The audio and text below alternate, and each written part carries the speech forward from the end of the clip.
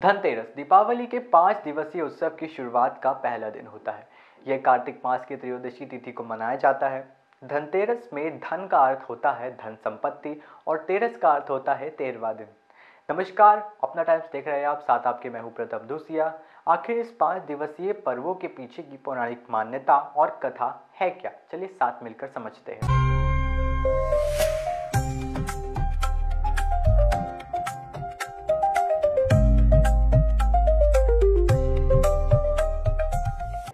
आपको बता दें कि पौराणिक कथा के अनुसार समुद्र मंथन के समय इसी दिन भगवान धन्वंतरि अमृत कलश लेकर प्रकट हुए थे, जो आयुर्वेद के देवता माने जाते हैं।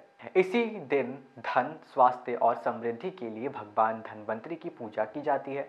और दूसरी कथा बहुत ही प्रेरणादायक है। एक राजा हिम का पुत्र, जिसकी मृत्यु का योग त्रयोदशी तिथि को ही पड़ा, उनकी पत्नी ने उसी दिन घर को दीपों से सजाया, खूब गहने और सोने चांदी की वस्तुएं सजाई और पूरी रात दीप जलाते हुए भजन कीर्तन करती रहीं। जब यमराज उनके प्राण लेने आए तो उस उजाले और भक्ति को देखकर वापस लौट गए। तभी से ही यह परंपरा बन गई कि धनतेरस के दिन दीप जलाकर यमराज को दीपदान करना चाहिए, ताकि परिवार में किसी की भी अकाल मृत्यु ना हो सके। धनतेरस के दिन लोग सोना चांदी, बर्तन और इलेक्ट्रॉनिक सामान खरीदते हैं। यह शुभ माना जाता है क्योंकि यह समृद्धि और सौभाग्य का प्रतीक है। इसी दिन को मनाने का मुख्य उद्देश्य धन, आरोग्य और दीर्घायु की कामना करना होता है। अब बात करते हैं 5 दिवसीय उत्सव के दूसरे दिन यानी काली चौदस, जिसे हम नरक चतुर्दशी, छोटी दीपावली या रूप चौदस के नाम से भी जानते हैं। दीपावली से एक दिन पूर्व यानी कार्तिक कृष्ण पक्ष की चतुर्दशी को मनाया जाता है। यह त्योहार पापों के नाश, बुराई पर अच्छाई की जीत और आत्मशुद्धि का प्रतीक माना जाता है। इसी दिन से जुड़ी कई पौराणिक कथाएं प्रचलित है, जो कि कुछ इस प्रकार है। पहली है नरकासुर वध की कथा। जी हाँ, जो कि हम सब ने पढ़ी होगी, जानी होगी या सुनी होगी। द्वापर युग में नरकासुर का एक नाम का एक राक्षस था, जो कि बहुत ही शक्तिशाली और अत्याचारी भी था। उसने इंद्रलोक पर आक्रमण करके देवताओं को हराया और उनकी कुछ बहुमूल्य वस्तुएं छीन ली। इतना ही नहीं, उसने 16,000 कन्याओं को भी बंदी बनाकर अपने महल में बंद कर दिया। देवताओं ने इस अत्याचार से परेशान होकर भगवान विष्णु से सहायता मांगी और भगवान विष्णु ने भगवान कृष्ण के रूप में नरकासुर का संहार करने का निर्णय लिया। श्री कृष्ण अपनी पत्नी सत्यभामा के साथ युद्ध में गए।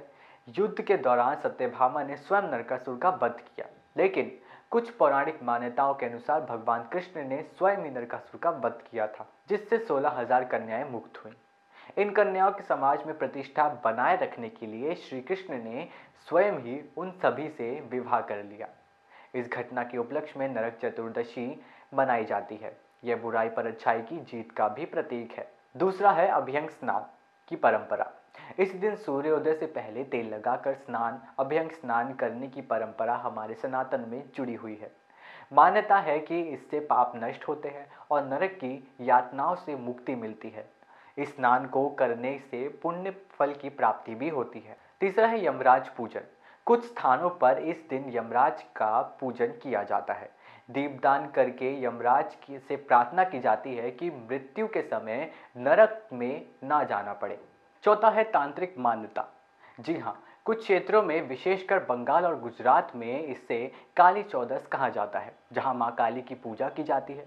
यह रात तांत्रिक साधना के लिए भी मानी जाती है, क्योंकि अमावस्या निकट होती है और तांत्रिक शक्तियां सक्रिय मानी जाती है। अंत में आते आते हम सभी को इसी दिन एक संकल्प लेना चाहिए कि हमें न केवल भौतिक धन को, बल्कि आध्यात्मिक और नैतिक मूल्यों को भी अपनाएं, ताकि हमारा जीवन सच में समृद्ध और उज्जवल बन सके। धनतेरस एवं आप सभी को दीपावली की बहुत ढेरों शुभकामनाएं। नमस्कार।